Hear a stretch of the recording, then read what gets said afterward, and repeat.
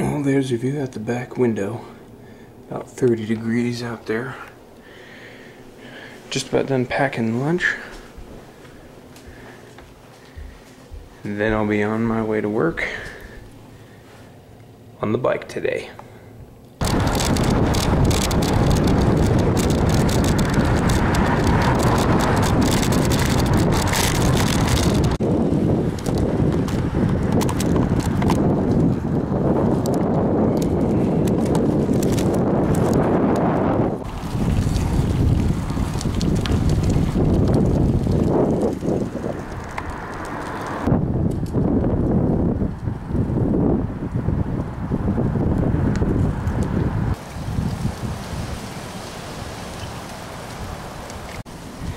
And that's that.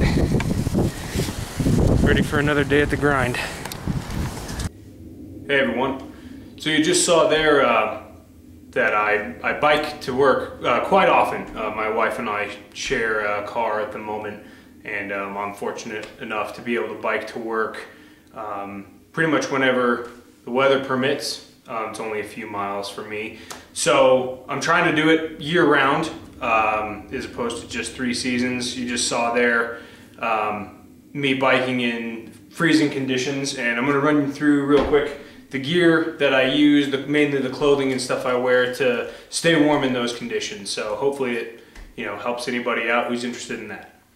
Alright, I'm going to split the video into 4 parts. We're going to do my head, upper body, lower body, and then my feet. Like what I use, and we're going to go from the skin out in each case. So in these types of conditions, I wear a merino wool buff, which I've done a video on, all the different uses of this. If you don't know what a buff is, check that out. I'll put a link to it right here. I'll annotate one in.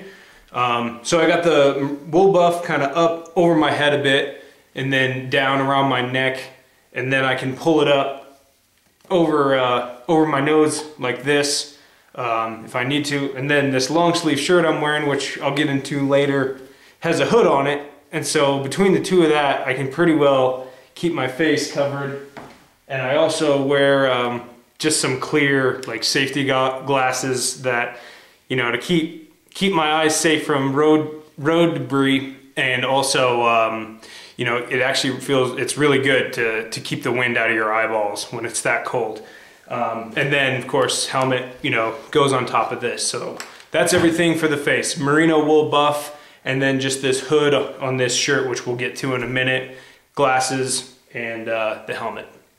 All right, next up we'll move to the upper body. Because they don't really fit in anywhere, we'll get these out of the way first. These are just some thin outdoor research gloves, not waterproof or anything, but they fit pretty tight. They give really good dexterity and kind of have some grip on them here. These work really well. Keep my hands really warm down to about 20 degrees. All the clothing you've seen here I've taken down to 20 degrees Fahrenheit is the coldest I've ever gone with it. Which if you factor in the wind chill, I ride probably on average 15 miles an hour. It's a wind chill of just about 6 degrees Fahrenheit. So anyway, gloves out of the way.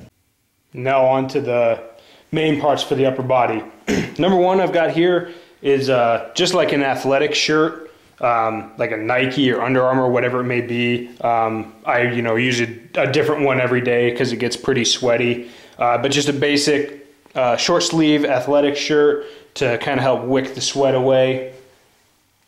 Second up on top of that is that green long sleeve shirt I was telling you about, which is again just like an athletic type material. It's not that thick, but it does kind of have like the jersey pattern, so it traps a little bit of air, gives some good insulation layer, and then it has that hood, which is really, really nice. But yeah, just like a long sleeve athletic shirt on top of the short sleeve one.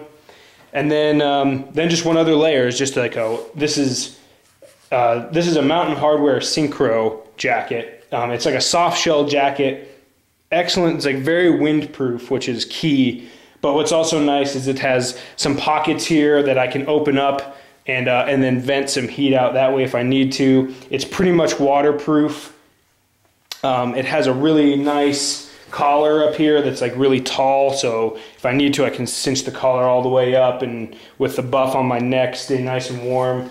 But yeah, it's not, I mean, it's not like super baggy, so it's not fluttering around. It just works great. Like, and it doesn't seem like I'm wearing that much for these conditions, but you generate so much heat that that really having a windproof layer on the outside is the critical factor to just hold that heat in, and then, like I said, vent it to the point where you can try to maintain some degree of dryness on the inside from sweat. But at least in my case, I sweat a lot, and there's just nothing I can do, especially because I carry a backpack.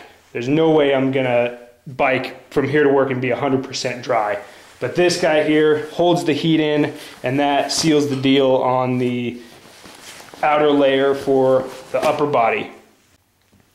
Okay, moving on to the lower body. These first two I wear year-round. They're more for comfort than they are for warmth. But this is just a pair of compression shorts, just like athletic compression shorts to wick sweat, prevent chafing. They're just super comfortable. And then also just my bike shorts. They're like a liner type short, so they're meant to be worn underneath athletic shorts or something like that. But they have the gel pad to somewhat dampen the bumps from the road. So those two there, they do provide some warmth, but I mean, I wear those year round.